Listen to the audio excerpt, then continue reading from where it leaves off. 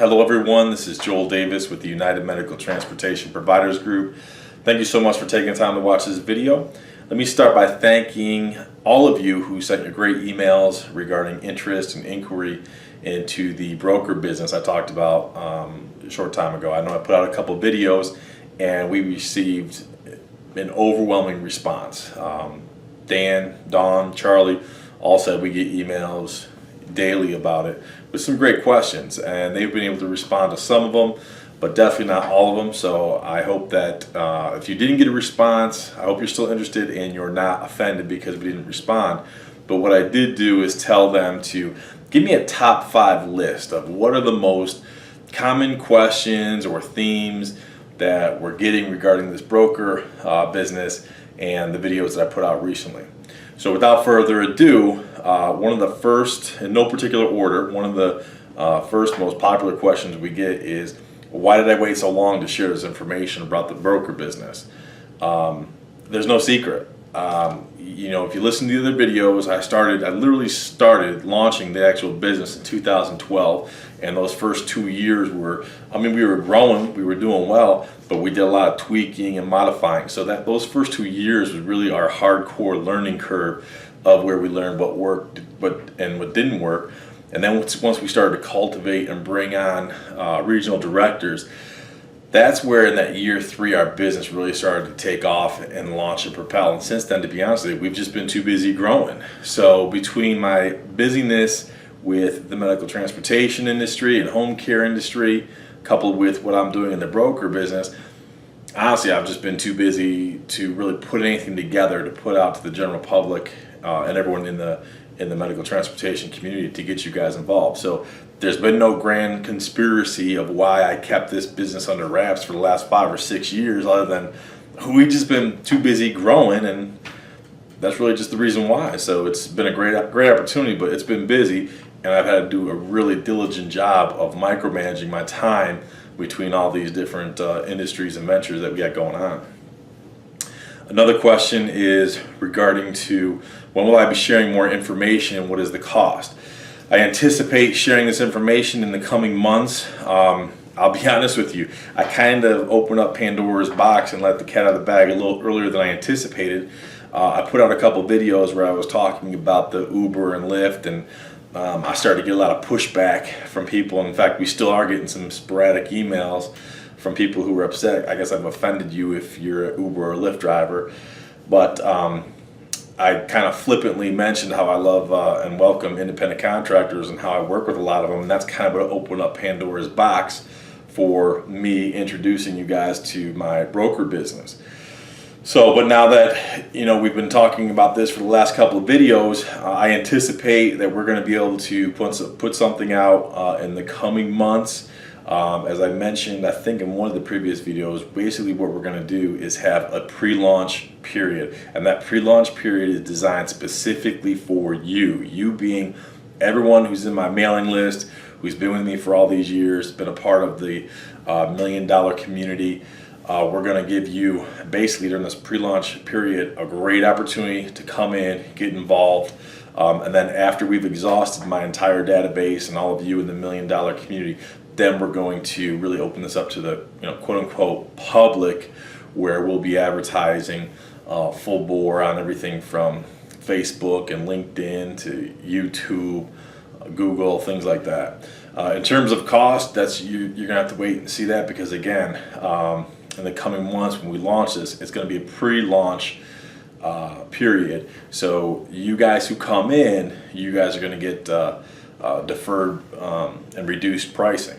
So definitely just stay tuned for all those. I'll let everybody know all the details and particulars in the coming weeks and months. And then the other reason why we're still going to put this out in a couple of months is because we're still putting everything together for you. As I mentioned before, I've literally built a very good, sound leadership team of people who are competent, capable, who can literally help advise me. What is the best way to put this out there in such a way where we can get the most interest, we can help people the most to be successful. It's most advantageous for me and us and you all at the same time.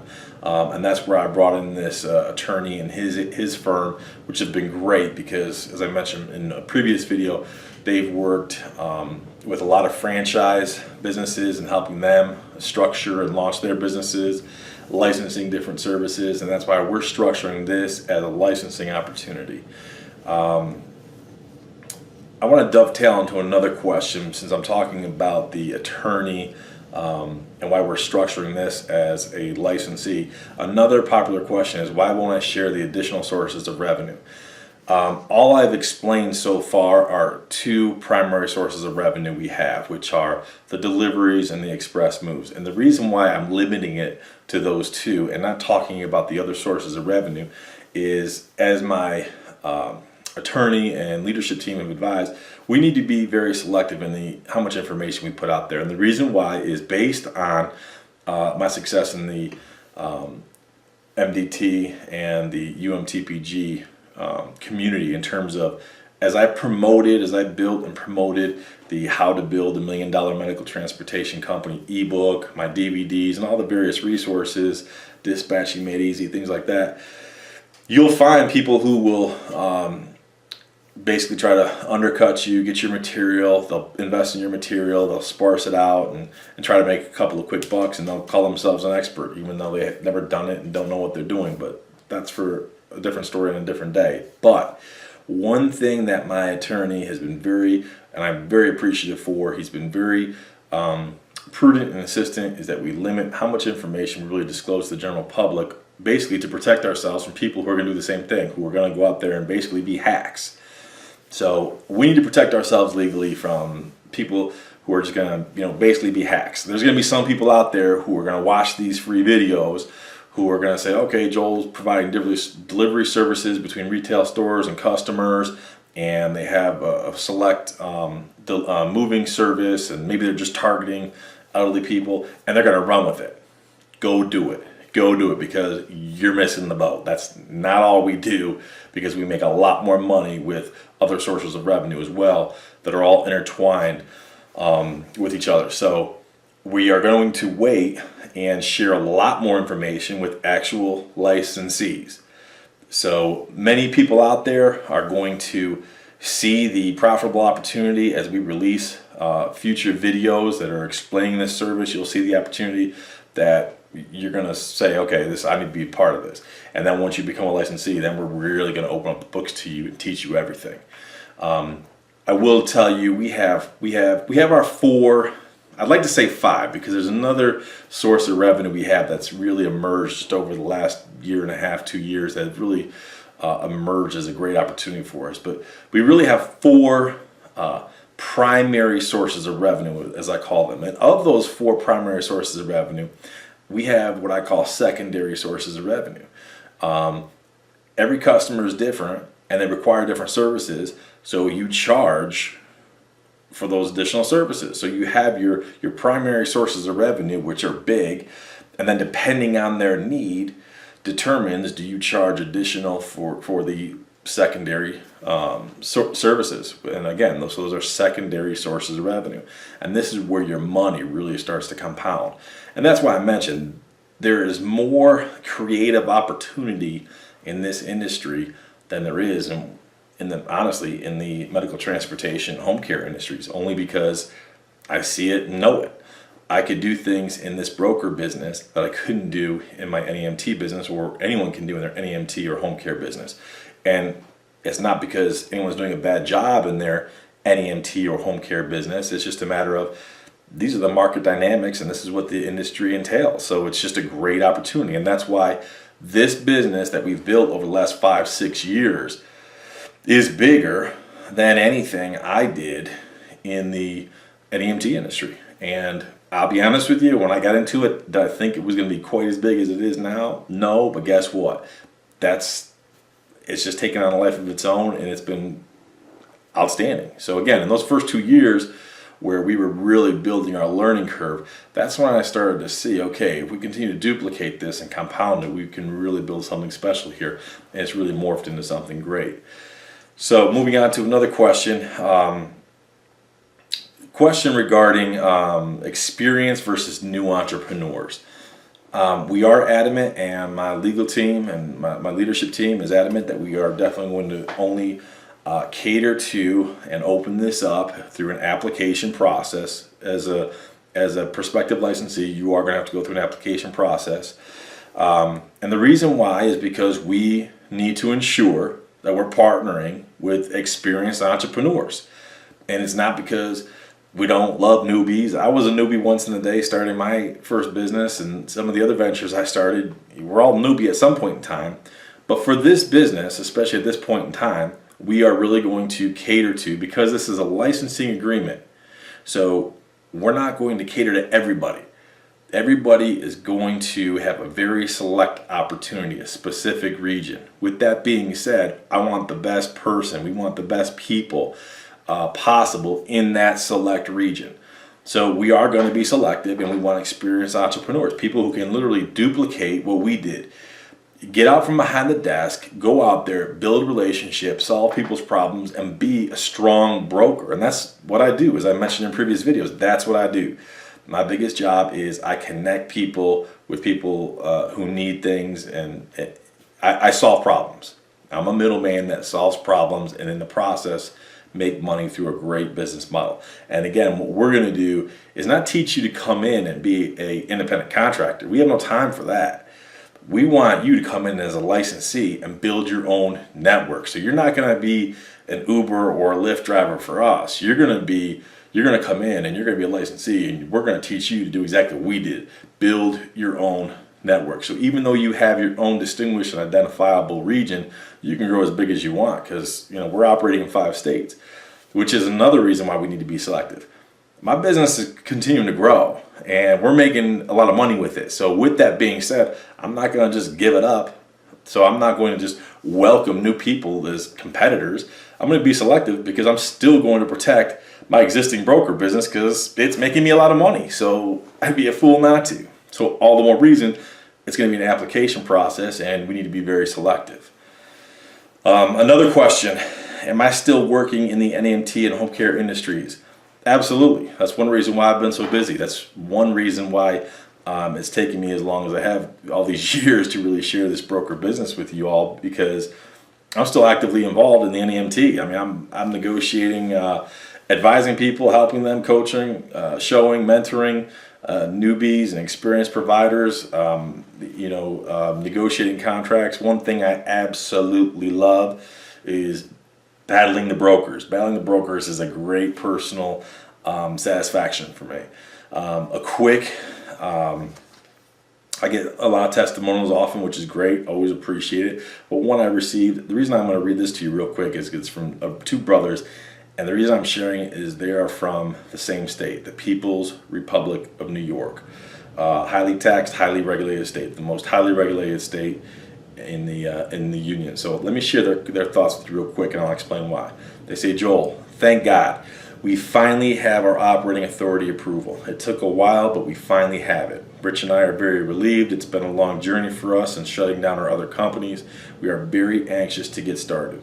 We could not have done this without your help, and are beyond appreciative for all that you have done. Thank you, Dan and Rich. The reason I share that quick testimonial with you is because at the end of the day, they're in the People's Republic of New York. You can't get any more regulated than New York, and it is very pleasing and satisfaction for me to be able to help people like that. So when people ask, are you still going to be involved in the NEMT? Of course, because I get to help great people like that.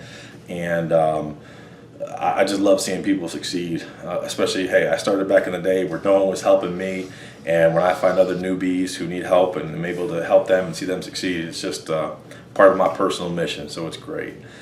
So those were some of the top questions I got, and one thing that my team didn't put together, but they mentioned, we still do get our periodic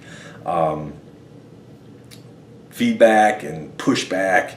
I've really rocked the apple cart, overturned the apple cart, and upset some of you guys who are Uber and Lyft drivers.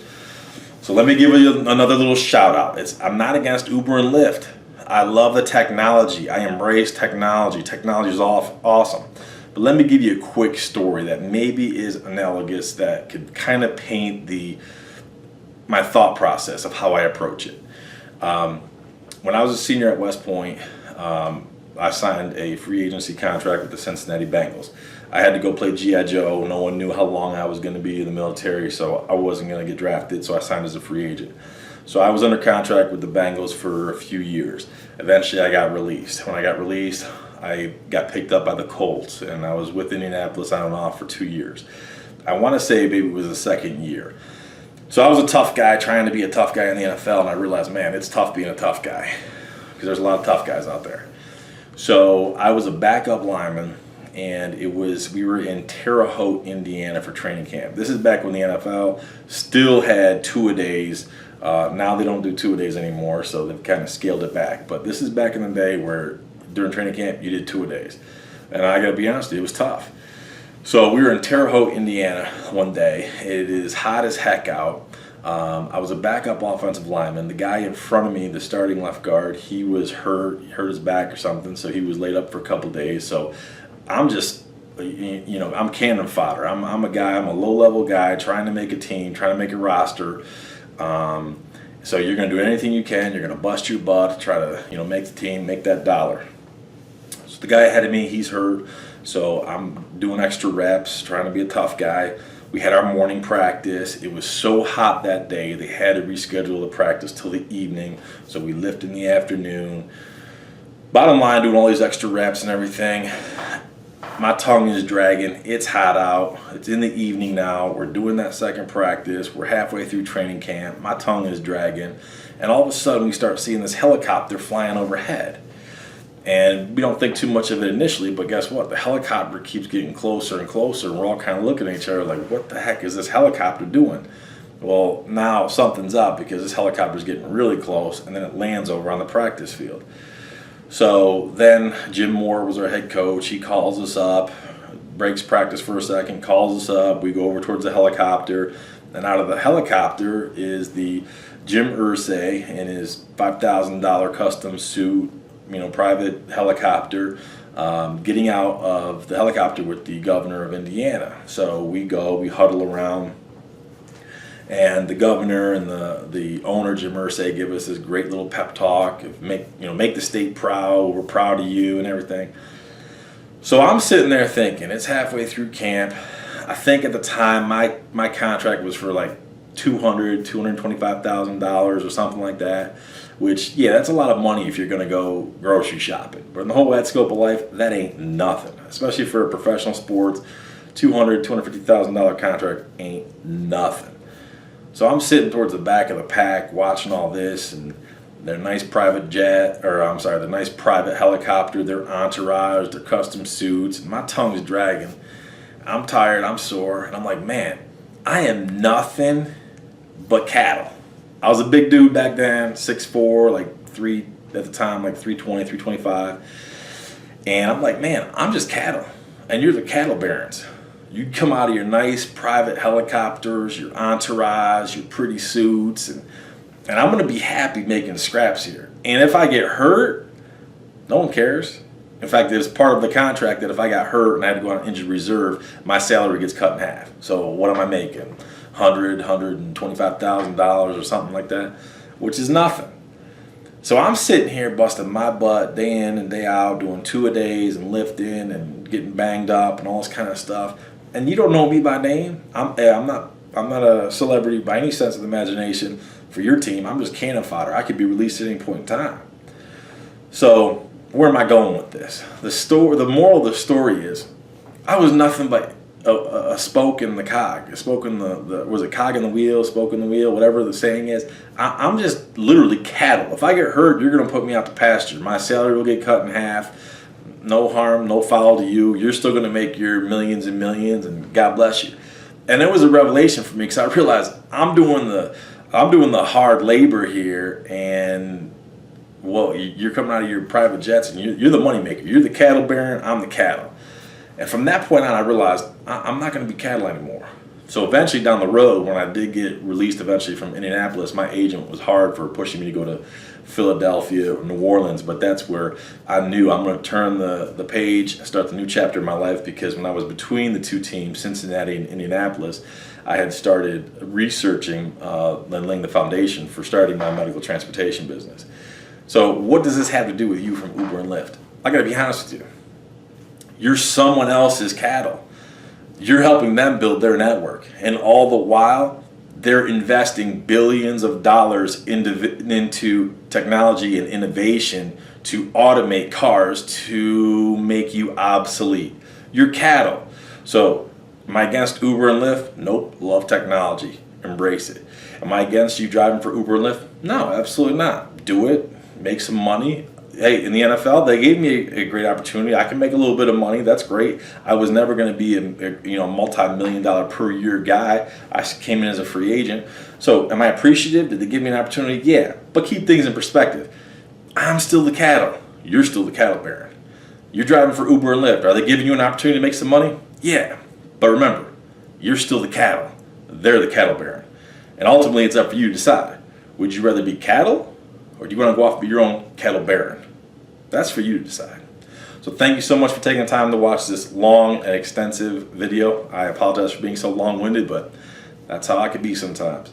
But regardless, I look forward to seeing you at the top.